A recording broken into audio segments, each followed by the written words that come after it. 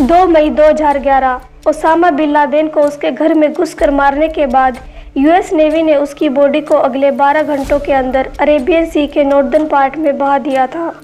54 बच्चों के खानदान में से 17 नंबर का बच्चा ओसामा बिन लादेन असल में सऊदी अरब का एक अरबपति धार्मिक बाप का बेटा था।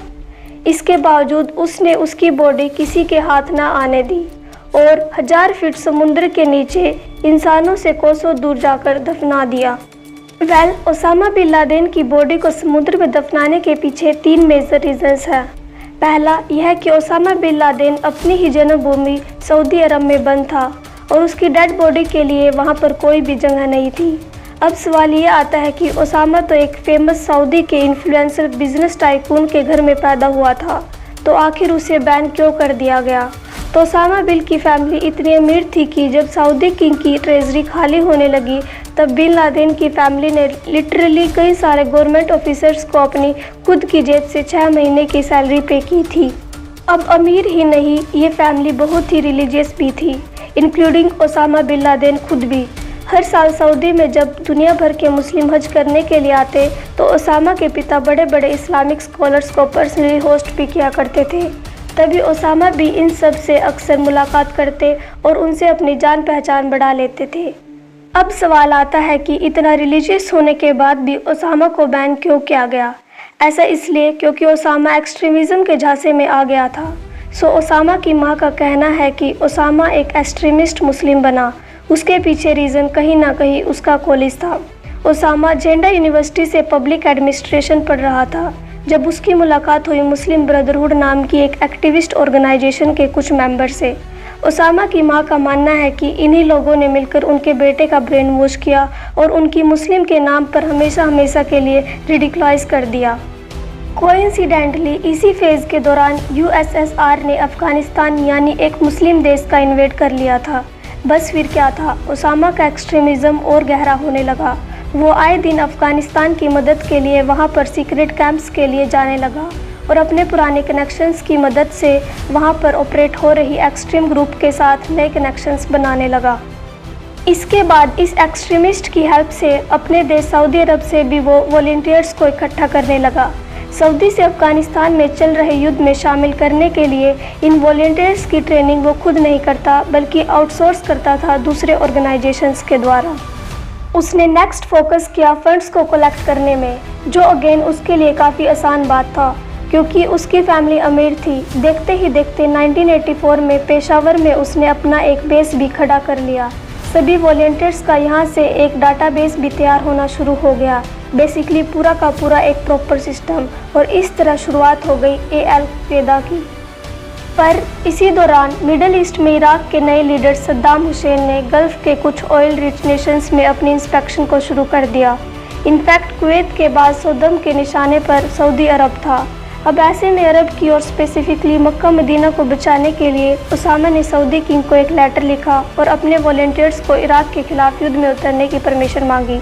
और ओसामा अपने आदमियों को मोबिलाइज कर ही रहा था कि सडनली एक न्यूज़ आई कि सऊदी ने अमेरिकन्स को मदद के लिए बुला लिया और अब यहाँ से स्टार्ट हुआ ओसामा वर्सेस अमेरिका।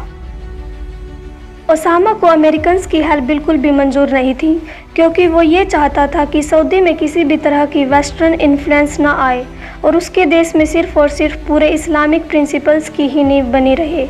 और इसलिए अब ओसामा के रडार पर आ गया। उसने अपने कनेक्शंस का इस्तेमाल किया और एक फतवा जारी कर दिया जिसमें लिखा था कि सभी को अफ़गानिस्तान जाकर ट्रेनिंग हासिल करनी चाहिए क्योंकि अपने एनिमीज से लड़ना मुस्लिम के लिए एक रिलीजियस ड्यूटी है।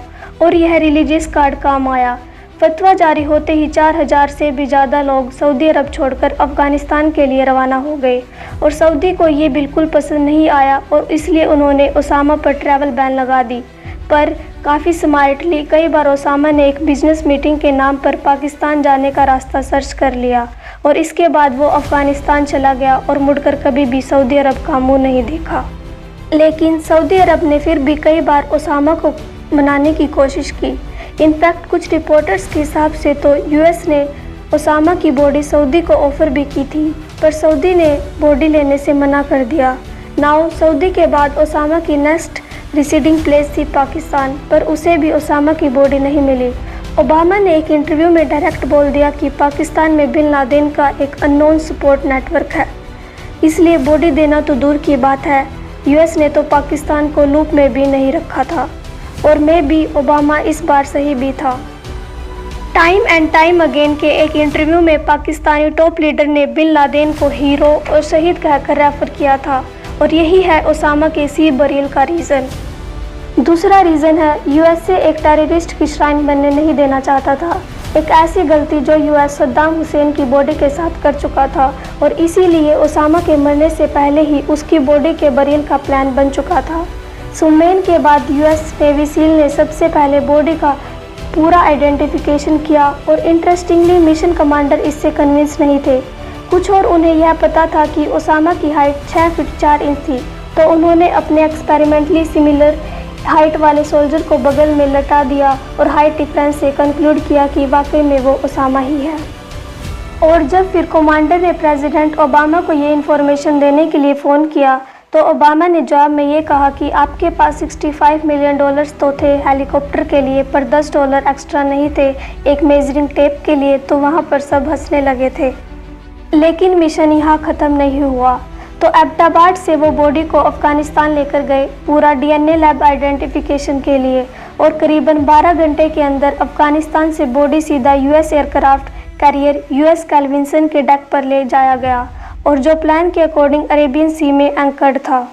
कमांडर ने एक बार फिर से ओसामा की बॉडी को रीवेरीफाई किया, जिसके बाद स्टार्ट हुआ इस्लामिक रीति रिवाज। सबसे पहले ओसामा की बॉडी को नहलाकर वाइट कपड़े से रैप कर दिया, फिर उसे मिलिट्री ऑफिसर ने लास्ट प्रेयर्स बोले, जो एक ट्रांसलेटर ने अरबी में ट्रांसलेट भी किए, और फाइनली बॉडी को वेटेड बैग से बांधकर नॉर्दर्न अरेबियन सी में हमेशा के लिए बहा दिया गया था।